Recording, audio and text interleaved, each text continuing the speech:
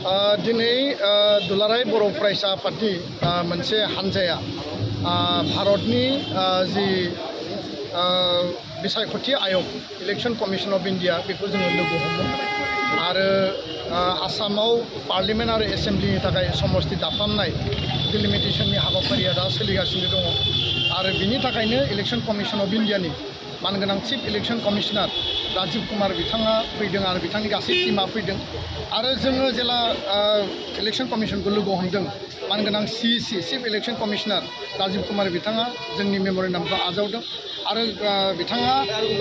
जोबोद गोसो होनानै खोनासंदों दुलाराय बर' फरायसा आफादनिफ्राय जोङो मोनथाम दाबिखौ स्पष्टयै जोङो मेनसन खालामनानै होदों। गिबि बाथ्राया जाहैबाय जोङो इलेक्शन कमिशनखौ डिलिमिटेशन जि प्रसेस बे प्रसेस खालामनायनि थाखाय जों बिथांमोनखौ बरायो नाथाय डिलिमिटेशन खालामनो थांनायाव समस्ति दाफामनो थांनायाव जाहाथे ट्राइबेलनि इन्टारेस्टआ बर'नि इन्टारेस्टआ खुनु कारनाव जाहाथे खर्ब जाया बे बाथ्राखौनो जों बुंदों। बेखायनो 1 नम्बर बाथ्रायाव जोङो लिरदों जे क'क्राझार जि लकसभा समस्ति दङ बेखौ जेरै दङ स्टेटास को बेखौ रिजार्भ खालामनांगौ जेरै डिफुआ हिल्सनि थाखाय पार्लियामेन्टआव रिजार्भ आरो क'क्राझारा दा प्लेन्सनि शेड्युल माने 6 शेड्युल एरिया हिसाबै दिनै रिजार्भ जानानै दङ बे स्टेटास को जानांगौ कुनु कारनाव भायलेट जानो मोना। जों दाबि खालामदों जे आउट अफ 126 आसामनि जि बिधान सभा बिनि 14टा समस्ति 4 डिस्ट्रिक्ट बिटिआरनि बे 6 शेड्युल जि बड'लेण्ड एरियायाव 4 जिल्लायाव 14टा समस्ति जों दानायनि बाथ्रा जों प्रप'जेल होदों प्रस्ताब होदों आरो बिनि 8टा समस्तिखौ शेड्युल ट्राइबनि थाखाय माने एसेम्ब्लियाव बिधान सभायाव रिजार्भ खालामनायनि थाखाय जोङो दिनै प्रस्ताब होदों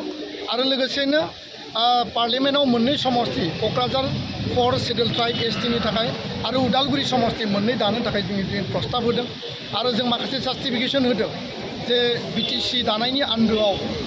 बेयाव ट्राइबेल रिजार्भेशनखौ 75% 40टा समस्तियाव 30टा रिजार्भ आरो बाकिया आनरिजार्भ आरो अपेन बेयाव मेनसन दंखायो। बेबायदिनो जोङो गुबुन मोनसे बाथ्राखौ बुंदों जे 534 भारतनि पार्लियामेन्टनि समस्तिनि गेजेराव मात्र क'क्राझार समस्तिनिफ्रायल' जोङो बर'फ्रा ट्राइबेलफोरा आरो उदांस्रिनि उननिफ्राय मोनसे समाव गवालपारा दंमोन मोनसे समाव गार' हिल दङमोन आरो क'क्राझार समस्ति जानायनि उनाव बर' मानसिया देरहानानै थांदों। दा बेखायनो भारतनि 543 सीटआव जुदि बर'फ्रा देरहानांगौबा क'क्राझार समस्तिनिफ्रायबो जों देरहानो हायो आरो बेखायनो जों स्पष्टयै बुंदों खुनु कारनाव क'क्राझार समस्तिखौ जाहाथे ST रिजार्भेशननिफ्राय बोखारा। थांनाय समाव जों नुदों